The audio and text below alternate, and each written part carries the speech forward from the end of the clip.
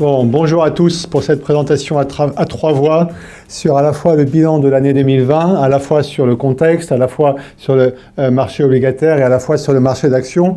On sera donc trois à parler ce matin, moi d'abord, Eliana Théabreux après moi sur la partie obligataire et Christophe Besson qui prendra ma place dans quelques secondes sur la partie des marchés equity. On va donc démarrer immédiatement avec ce qu'ont été les points clés de l'année 2020. On les connaît tous, mais je pense qu'il y a quand même quelques éléments sur lesquels il est nécessaire de revenir. On va démarrer bien sûr sur la question de la Covid-19. On avait démarré l'année 2020 avec une réaccélération de croissance, contrairement à ce que pensaient beaucoup. C'était plutôt bien parti, y compris sur les actifs. Et puis, catastrophe, quelque chose venu de Chine, dont on entendait parler déjà fin 2019, s'est généralisé, a perturbé nos vies, a conduit à une correction extrêmement importante, en particulier sur les marchés d'actions. Christophe reviendra sur ce sujet, comment on a fait face à cette situation et comment on doit se préparer pour l'avenir. Suite à ça, des perturbations économiques très importantes, un effondrement de l'économie. Si on prend le chiffre pour l'année 2020 de la croissance de la zone euro, on va probablement avoir atterri aux alentours de moins 8%. Normalement, quand on fait moins 2, c'est une catastrophe, c'est une récession. Moins 8%, c'est dans l'inconnu. Alors face à ça, bien sûr, y compris sur la base de ce qui avait pu être expérimenté en 2008, puis en Europe en 2010-2012 avec la crise grecque, et réaction immédiate à la fois des États et des banques centrales, énormément d'argent mis sur la table, énormément d'aide dans le but, bien sûr, de protéger l'outil de production, l'offre, mais en même temps le pouvoir d'achat des ménages, leur confiance dans l'avenir, avec des mesures de soutien qui ont été primordiales. Des éléments qui persistent encore aujourd'hui, parce que sur la question médicale et la question du virus, on n'est pas encore totalement au clair, mais s'il y a des bonnes nouvelles qui ont pu se produire, c'est bien sûr qu'après l'impact positif de toutes ces mesures sur la croissance qu'on a bien observé au troisième trimestre 2020, est venue la bonne nouvelle du quatrième trimestre, presque le Père Noël en avance, c'est-à-dire des vaccins beaucoup plus efficaces qu'on pouvait penser, puisque sur les vaccins Moderna ou Pfizer par exemple, avec la start-up allemande BioNTech, des taux de succès à 95%. C'est-à-dire que parmi les gens qui sont malades et ceux qui ne le sont pas, seuls 5% des gens sont des gens qui sont vaccinés. C'est quelque chose de très important, de bien meilleur que prévu. On verra quand même que pour 2021, ça laisse quelques questions, mais c'est quand même un élément primordial pour regarder 2021 avec un peu plus de confiance que ce que l'on ferait sinon. Derrière ça, quand même aussi à évoquer pour comprendre le comportement des actifs sur lesquels reviendront à la fois Eliana et Christophe, le constat que pour les élections présidentielles américaines, on va vers une nouvelle ère de moins de confrontation. On en reparle dans une seconde, et puis bien sûr un Brexit. On a presque tous oublié tellement c'est noyé dans la question sanitaire, mais qui sait sur le fond mieux fini que beaucoup pensaient, en tout cas nous, au Crédit Mutuel et au CIC. Alors, les perspectives par rapport à tout ce contexte de 2020 sur lequel je suis revenu brièvement. Il y a plusieurs sujets avec des enjeux surtout sanitaires. Aujourd'hui, on parle de variants. Est-ce que les vaccins de Pfizer, d'AstraZeneca, de Moderna vont faire face à ces variants? C'est un sujet qui reste ouvert. Les laboratoires se montrent positifs, optimistes, mais on doit encore contrôler sur la base d'études croisées que cela sera bien le cas. Il faut tenir jusqu'à aussi ce que ces vaccins puissent se traduire en avantage de croissance. Et puis il y a un deuxième sujet pour lequel on a plutôt plus d'optimisme que du pessimisme, qui est celui d'une relance américaine suite à l'élection américaine qui a eu lieu à la fois le 3 novembre pour la présidentielle et qui s'est finie le 5 janvier avec les élections sénatoriales, qui donnera une égalité de sièges au Sénat pour les démocrates et les républicains, mais un tout petit cran d'avance via la voie de la vice-présidente aux démocrates normalement. Alors pour quel schéma de croissance sur 2021 et 2022? Un schéma de croissance toujours compliqué au premier trimestre, probablement toujours un peu chancelant au deuxième trimestre. Ça devrait pouvoir aller mieux à partir du troisième et franchement plus à partir du quatrième. Comment on navigue là-dedans? Je vous laisserai écouter à la fois Eliana et Christophe. Pour quelle poursuite de tendances de fond, de tendances nouvelles liées à cette crise sanitaire? On voit bien que le télétravail, ça va sûrement probablement rester un bon moment. On a aussi un palier durable d'activité à récupérer et c'est ça que vous disent à la fois les gouvernants et à la fois les banquiers centraux quand ils vous disent qu'il faut verdir l'économie. Il faut aller chercher des nouvelles zones de croissance, il faut reprendre notre dynamique pour la croissance potentielle. De toute façon, il faut dépenser de l'argent public pour maintenir la situation à flot puis la faire redémarrer. Autant le mettre là où on prépare l'avenir. Qu'attendre des banques centrales dans ce contexte ? On attend des banques centrales qu'elles restent behind the curve, comme on dit en anglais, c'est-à-dire extrêmement prudentes. On entend bien un peu des discours de la Fed qui commencent à s'interroger du moment auquel elle pourra commencer à envisager de réduire le caractère accommodant de sa politique monétaire, et je laisserai Eliana partager avec vous sur ce sujet. Mais on voit bien qu'ils ne peuvent pas prendre le risque de venir briser une croissance, en particulier tant qu'on ne saura pas si les vaccins sont suffisamment efficaces pour éviter un 4e ou un 5e reconfinement. Ça n'est pas notre scénario, mais ça va rester quand même dans l'atmosphère et dans les logiques d'investissement pour encore un certain nombre de mois. Je vais finir ma partie sur la partie du change. On a quand même beaucoup d'interrogations autour du change. C'est très important, en particulier pour l'évaluation des marchés d'actions. Et là encore, Christophe va vous éclairer ça dans une seconde sur comment ils font, comment ils vont faire.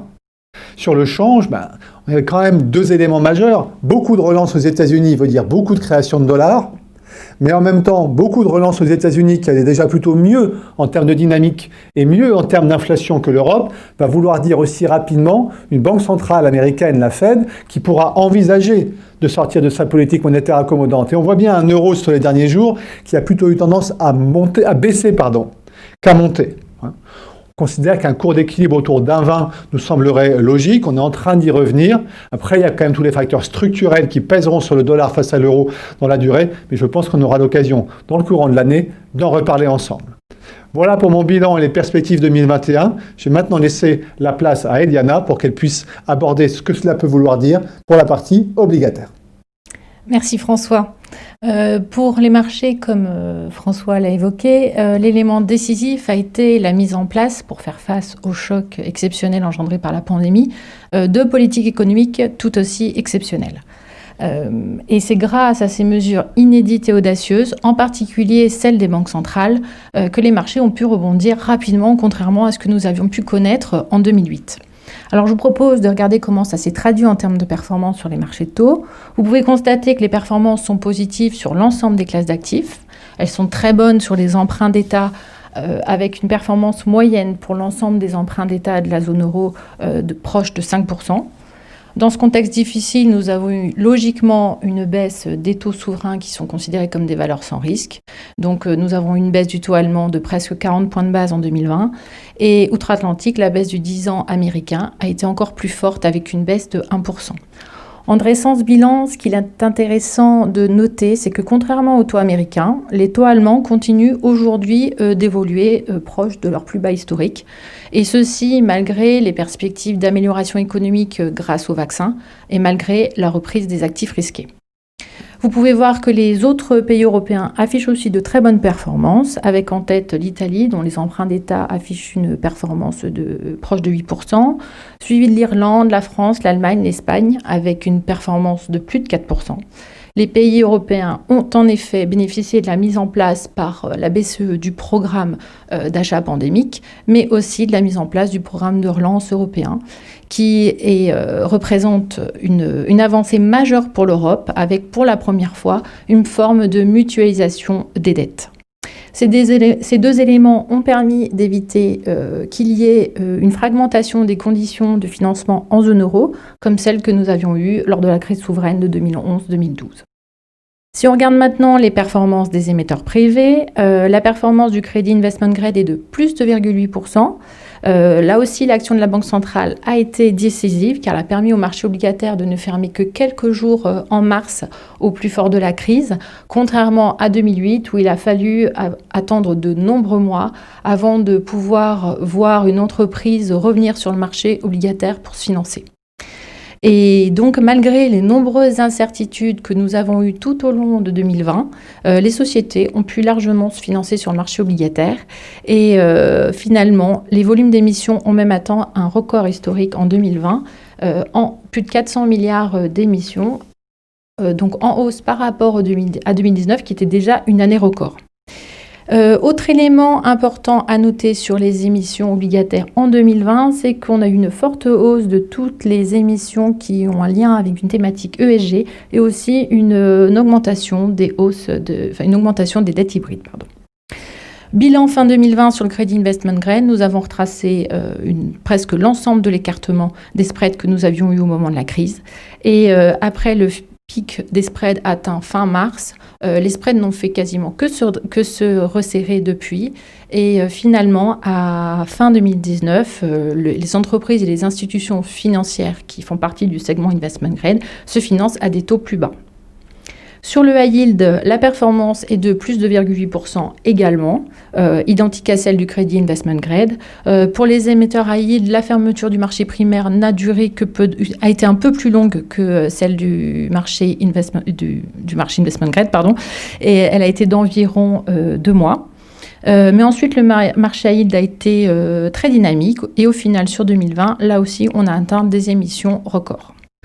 Autre élément marquant de 2020 sur le high yield, c'est l'élargissement du marché avec un important volume d'encours de fallen angels, donc des sociétés qui ont perdu leur rating investment grade et qui sont passées dans l'univers high yield. Parmi les plus emblématiques, on peut citer Renault, Ford, Kraft Heinz, Rolls-Royce ou quelques compagnies aériennes comme Lufthansa. Et c'est important car ça augmente la taille du marché high yield avec des dettes qui sont plutôt de bonne qualité au sein de cette catégorie.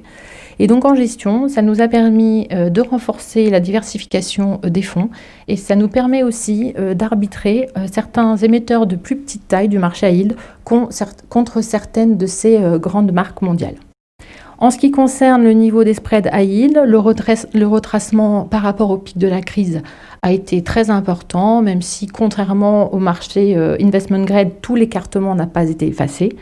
Nous sommes revenus sur un niveau de taux de rendement proche de 3%, en sachant qu'on était à 2,60 fin 2019, mais qu'on a touché un plus haut de 8% pendant la crise. Nos fonds avaient un positionnement sectoriel défensif qui nous a permis de plutôt bien résister à la crise.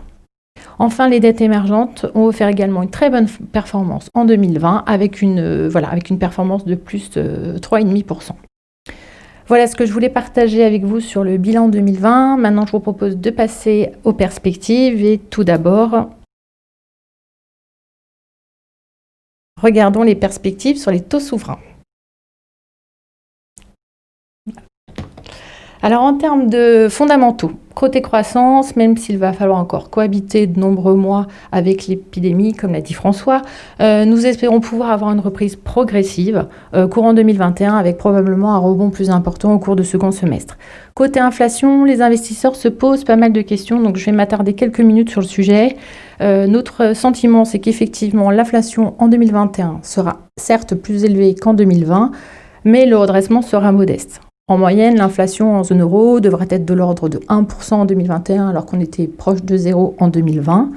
Nous pensons qu'une remontée durable de l'inflation nécessite d'abord de retrouver une tendance haussière sur l'inflation sous-jacente, ce qui nous paraît difficile avant 2022 car nous allons continuer à subir le choc désinflationniste provoqué par la crise sanitaire.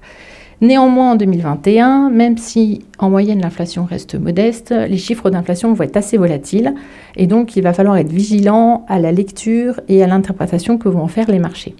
En zone euro, par exemple, on risque d'avoir l'inflation qui va remonter vers 1%, puis qui pourrait redescendre sous 0,5 à cause des effets de base qui vont être particulièrement importants, y compris sur l'inflation sous-jacente, qui pourtant, normalement, est assez stable et peu soumise à ces effets.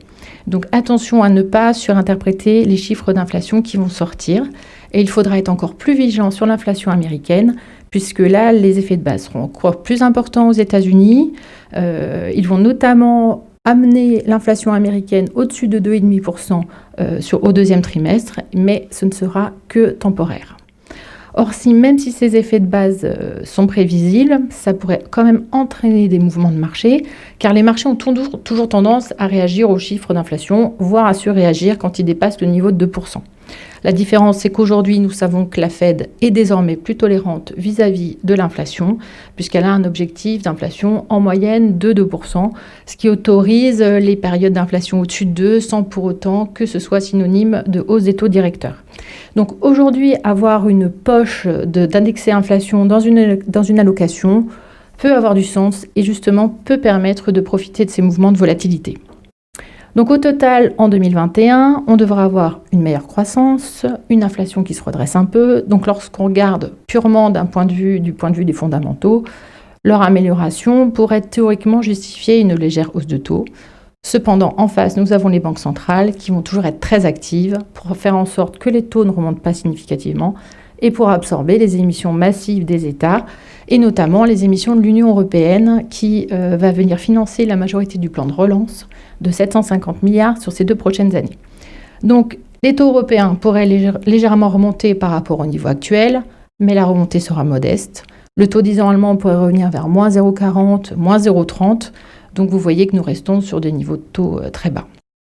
Aux États-Unis, compte tenu de la dynamique d'inflation et de croissance qui est un peu plus importante, notamment avec la perspective de mise en place d'un plan de relance massif de la part de l'administration Biden, là on pourrait avoir une hausse de taux un peu plus importante. Le taux 10 ans pourrait se tendre vers 1,20, 1,30, voire 1,5, mais bien sûr à condition que la situation sanitaire s'améliore significativement.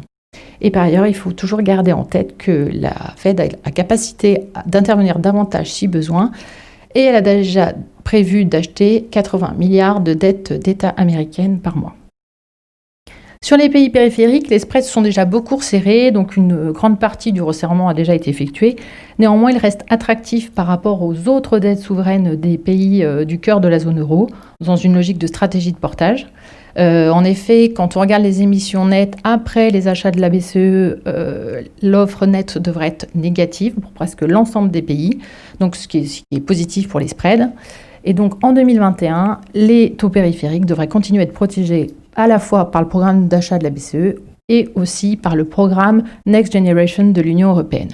En effet, depuis l'accord sur le plan de relance européen, nous avons constaté un net changement dans la perception des dettes européennes de la part des investisseurs étrangers et notamment des investisseurs japonais qui depuis ont beaucoup plus diversifié leurs investissements et sont venus acheter beaucoup plus de dettes italiennes pour aller chercher du rendement. Les niveaux de volatilité des emprunts d'État devraient donc rester relativement faibles et dans ce contexte, dans les fonds, nous allons continuer à favoriser ces stratégies de portage. Le dernier élément à signaler sur les dettes souveraines de la zone euro, c'est qu'il devrait y avoir un focus plus important sur les émissions en lien avec l'ESG. L'Italie a déjà annoncé qu'elle émettrait son premier green bond et il est très probable que l'Espagne fasse de même. Maintenant, je souhaiterais aborder les perspectives sur le crédit investment grade et high yield. Donc, comme on l'a vu, dans un environnement où les taux devraient rester négatifs sur beaucoup de classes d'actifs obligataires, les investisseurs devraient continuer à chercher des obligations à rendement.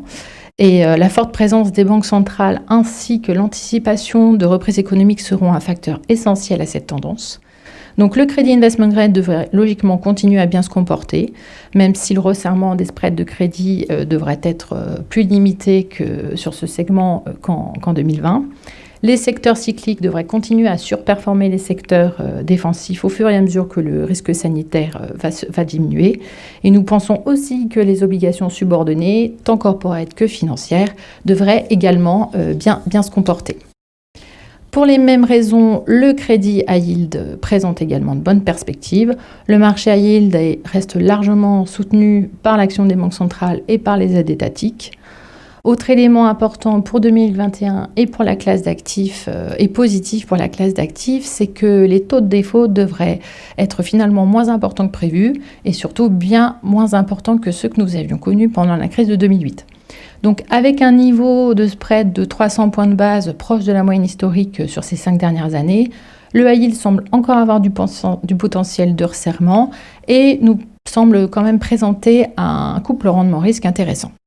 Nous voyons en particulier un potentiel important chez certains émetteurs qui sont bien positionnés pour un rehaussement de leurs notes en catégorie investment grade. Par exemple, l'un d'entre eux, Fiat, a été rehaussé hier par S&P. En revanche, nous restons toujours en retrait des groupes qui sont liés au tourisme ou liés à la location de véhicules ou sur les compagnies aériennes, qui risquent d'être encore probablement sous forte pression cette année. En termes de qualité de notation, nous continuons à privilégier les émetteurs notés entre WB+, et B+. Enfin, les dettes émergentes nous semblent également intéressantes, et ce pour plusieurs raisons. Les économies émergentes se sont montrées plus résilientes que les économies développées. Les pays émergents sont plus exposés au secteur énergétique, aux matières premières, qui devraient donc bénéficier d'un redressement des prix de ces derniers dans un scénario de reprise économique. Et enfin, la dette externe des pays émergents étant en grande partie libellée en dollars, ils devraient bénéficier de la baisse récente de la devise américaine dans leurs conditions de refinancement. Et je vais maintenant passer la parole à Christophe, qui va vous présenter le bilan et les perspectives des marchés actions. Merci beaucoup Eliana. Bonjour à tous. 2020, une année de découverte. Donc j'espère qu'on aura appris, en tout cas, on sait maintenant porter le masque. Vous allez le voir, voilà. Sur 2020, c'est l'année des records. Quelque part, entre les politiques économiques synchronisées, et évidemment François l'a évoqué tout à l'heure, tout ce qui est doute et croissance des inégalités a été extrêmement important sur 2020. Et je ne peux pas m'empêcher de citer quelques records, bien évidemment, qui ont été établis. Le premier de triste mémoire, c'est le krach le plus court que l'on ait connu dans l'histoire. Et finalement, le plus court alors qu'on était dans une période où c'était une récession imposée et obligatoire et qu'il y avait une issue sanitaire qui est d'ailleurs toujours pas réglée et donc pourtant les marchés sont repartis. Donc au final, si on prend au niveau mondial, on a des marchés qui sont en hausse de plus 15% dans des conditions totalement exceptionnelles, à l'exception de l'Europe évidemment qui termine légèrement négatif et un tout petit peu décalé. L'ensemble en fait de ce qu'a décrit François tout à l'heure, c'est-à-dire les interventions des banques centrales, les plans de relance, a permis un afflux de liquidités qui était en quête de rendement et évidemment les rendements sans risque sont très très bas et donc il y a recherche d'un petit peu de risque et on va sur des actifs un peu différents et risqués. Deuxième chose importante, le retour de la volatilité. Vous vous souvenez, en 2017, on avait 10 de volatilité. Évidemment, on est allé très haut pendant la phase de krach, mais on a continué, une fois que le marché est bien reparti, on a continué à avoir des volatilités aux alentours de 25%, ce qui est assez important quand même. Deuxième chose, d'énormes écarts de performance entre les secteurs et au sein des secteurs entre les valeurs. Donc beaucoup de divergences dans le marché. Évidemment, on va citer au niveau mondial la techno qui s'envole de 44%, parce qu'il n'y a pas qu'aux États-Unis, il y a aussi en Asie où la techno a bien marché. Et puis de l'autre côté, on le sait, tout ce qui est énergie et pétrole qui ressort à moins 30%. Donc le grand écart sur l'année qui a été vraiment un point clé. Peut-être pour sortir simplement des zones géographiques, reprendre la grande bataille qu'il y a sur les marchés actions entre growth et value, entre les valeurs de croissance et les titres dits décotés. Et c'est très intéressant de voir comment l'écart s'est fait et s'est augmenté au mois de mars, c'est-à-dire que les valeurs de croissance ont très très nettement surperformé les valeurs décotées, les valeurs value. Et en fait, cet élément s'est corrigé au mois de novembre assez rapidement. Donc on ne peut pas dire qu'il y en a un qui a gagné sur l'autre, mais simplement il y a eu une exagération qui a été corrigée. Et c'est un point important que l'on a appris, en fait. Deuxième point qui sort un peu des clivages géographiques, c'est l'évolution des valeurs moyennes et petites. Et en fait, ça a été l'année des valeurs moyennes. Ça a été un peu occulté parce qu'au moment du krach, évidemment, il y a eu un petit effet de liquidité. Mais en fait, dès le début de l'année 2020, les valeurs moyennes ont commencé, et petites, ont commencé à surperformer les grandes valeurs. Et ça, c'est une tendance très forte puisque vous savez qu'en relatif, pendant 2 ans, ces valeurs-là ont été un peu plus en difficulté. Donc, c'est intéressant. C'est aussi le symbole du repli et peut-être de plus de local. En tout cas, il faut le prendre de cette manière-là. Un point qui a été très décevant, dans un monde où il y a très peu de rendement, où tout le monde va chercher du rendement, sur le high yield, comme a pu le dire Eliana tout à l'heure, les valeurs de rendement cotées, les actions qui versent de gros dividendes, n'ont pas été spécialement bien traitées, et voire même extrêmement maltraitées, puisqu'elles terminent, si on prend les différents indices, même un peu en dessous des valeurs décotées, des valeurs value. Donc visiblement, je dirais les croissances de profit à venir et ce que l'on peut attendre n'a pas été pris en compte sur les valeurs de rendement. Donc ça reste une interrogation. En tout cas, c'est quelque chose que l'on regarde de près. Un point, évidemment, ce sont les valorisations. Et donc, on le sait, ce qui est rare et cher, comme la croissance, il n'y en a pas beaucoup, et bien la croissance est très chère, et surtout si elle est relativement stable dans le temps, donc c'est quelque chose avec lequel il faut vivre, et bien évidemment, les flux qui cherchent absolument à investir vont sur ces valeurs-là aussi, même s'ils n'y vont pas tout le temps au même rythme. En tout cas, ça reste un point important, et les valorisations restent une question de 2020. Et puis au final, comment ça s'est comporté pour nous, les différentes gestions? Eh bien, tout ce qui est gestion thématique, gestion de style, a vraiment surperformé les indices. C'était une année de forte différenciation et à partir du moment où on avait véritablement des vecteurs très précis d'investissement, eh bien, on pouvait bien surperformer les indices et c'est ce qui s'est passé. Donc, plutôt une bonne situation de performance dans une année extrêmement difficile. Donc, le stock picking est revenu complètement sur le devant de la scène. Peut-être passer sur 2021 parce que 2020 on l'a bien connu maintenant et on a bien fait le bilan. Il y a deux éléments qui sont clairs et qui s'opposent un peu et qui nous font nous réagir sur les marchés et en tout cas en gestion. Clairement, les flux seront toujours là, donc ça a été expliqué à la fois par François et aussi par Eliana. Donc les flux créent cette dynamique et cet appel vers les marchés actions, mais ça crée aussi les remous par la puissance de ce qui arrive et du phénomène. En revanche, le fondamental nous rappelle à la réalité et c'est le fondamental qui construira la performance. Donc je vais un petit peu décliner ces différents éléments. Donc l'excès de liquidité arrive toujours sur les marchés actions. Donc cet intérêt pour les actifs risqués se poursuit. D'un autre côté, on le voit, les analystes sont complètement derrière le marché, c'est-à-dire qu'ils n'arrivent pas à suivre par rapport au flux. C'est assez logique, ce n'est pas une critique, c'est une constatation, mais c'est normal que d'un point de vue fondamental, ça aille moins vite que simplement les flux qui arrivent et qui se déversent. Et puis encore beaucoup de volatilité, ça y est, une seule chose dont je sois sûr sur les prévisions, c'est une volatilité importante qui est devant nous par ce phénomène de flux.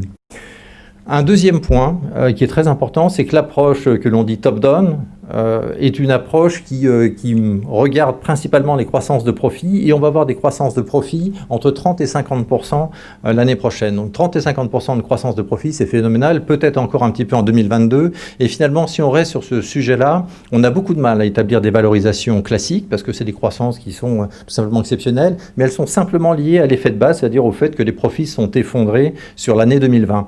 Donc ça, c'est quelque chose qui va aussi porter le marché. D'un autre côté, on va avoir le côté fondamental qui va être là et qui va nous rattraper. Alors, j'ai cité dans le slide là le côté des controverses, mais en effet, à chaque fois qu'on aura une mauvaise nouvelle, eh bien, on verra des corrections sur les titres assez violentes. On l'a déjà eu en 2020, mais ça va se poursuivre. Donc ça, c'est un phénomène important. Donc, quelque part, là, le fondamental nous ramène à la réalité. Donc, pour nous en gestion, un seul point, on doit s'habituer, on doit surfer avec les flux, donc on doit en tenir compte, mais il faut garder son approche disciplinée pour pas simplement oublier l'ensemble des risques et le côté fondamental et les valorisations. Il y aura encore de forts écarts de performance, on en est persuadé, puisqu'il y a des gagnants, il y a des perdants. Et parmi les gagnants et les perdants, il y a le phénomène des fusions-acquisitions, le célèbre M&A qui intervient. Et donc, on le voit, beaucoup d'opérations sont faites en fin d'année. Le début d'année 2020, il y en avait peu. Il y en a eu beaucoup fin 2020, puisque en fait, l'argent n'est pas cher. Et donc, il y a une volonté de se recentrer, de se restructurer. Donc, il y aura encore beaucoup de ce type d'opérations qui vont animer la cote. Un autre point sur les perspectives, c'est l'équilibre entre growth et value. Je l'ai cité pour 2020. On est allé tester des extrêmes dans les valorisations au niveau du mois de mars entre growth et value. Maintenant qu'il y a eu un retour qui s'est fait, un rééquilibrage qui s'est fait, on va pouvoir certainement encore tester un petit peu les choses et on peut partir d'un côté ou de l'autre. Et pour aborder bien le marché, il me semble qu'un portefeuille action doit être équilibré et doit avoir à la fois des valeurs de croissance et puis des valeurs des côtés. Ça me semble important. Évidemment, on va rester sur les valeurs moyennes puisqu'on relocalise, on est pour l'économie circulaire, l'économie locale. On voit bien qu'il y a un peu moins d'échanges, donc les valeurs moyennes vont en profiter. Donc même si elles se sont bien revalorisées, ça va continuer. Et on est sûr qu'il y aura de la croissance de dividendes. Donc si les valeurs de rendement ont été beaucoup pénalisées, cette croissance de dividendes, croissance des résultats qui entraîne croissance des dividendes, devrait commencer à se voir. Et on l'espère, en tout cas on le pense, sur la croissance de dividendes, il y a une stratégie d'investissement à mener. Et enfin, deux éléments de fond extrêmement importants. Bien sûr, la croissance des émergents, on le sait tous, la croissance sur l'Asie est quelque chose qui nous fait rêver. Donc c'est une zone géographique importante.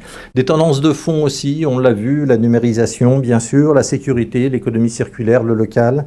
Ça, c'est vraiment des points qui sont clés et qui, quelque part, sont des tendances en parallèle de la croissance économique générale. Et donc, ça veut dire que des thématiques gérées activement, telles qu'on peut le faire, ou encore vont rester encore extrêmement porteuses. Le dernier point, et qui est un point clé qui nous intéresse tous en tant que citoyens aussi, c'est que les plans de relance cible la croissance verte quelque part. Pour 1 euro investi, bien ça génère un peu plus d'1 euro de rendement. Et donc ça, c'est quelque chose d'intéressant. Et la deuxième chose, c'est que l'intégration de critères ESG, au-delà d'une mode, est quelque chose qui est une valeur ajoutée effective pour nous, parce que c'est une valeur ajoutée du côté du risque et qui est vraiment prise en compte dans la construction des portefeuilles. Et c'est une tendance qui va rester une tendance extrêmement longue. Et donc pour nous, les opportunités de long terme se font à ce niveau-là. Voilà ce que j'avais à vous dire pour le bilan 2021.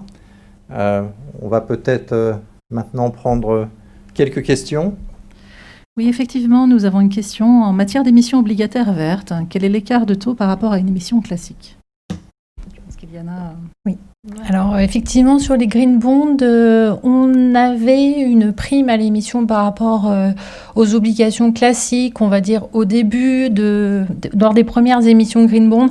Et on constate quand même qu'au fur et à mesure de l'augmentation de l'encours des émissions green bonds, que cette prime a tendance à devenir de plus en plus faible.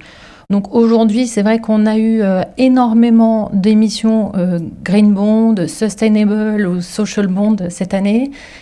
On sait que c'est la tendance et qu'on va en avoir probablement beaucoup aussi en 2021, mais pas que. Donc on pense que cette prime va être... les émissions de green bond vont de plus en plus avoir des primes qui vont correspondre à une émission primaire classique.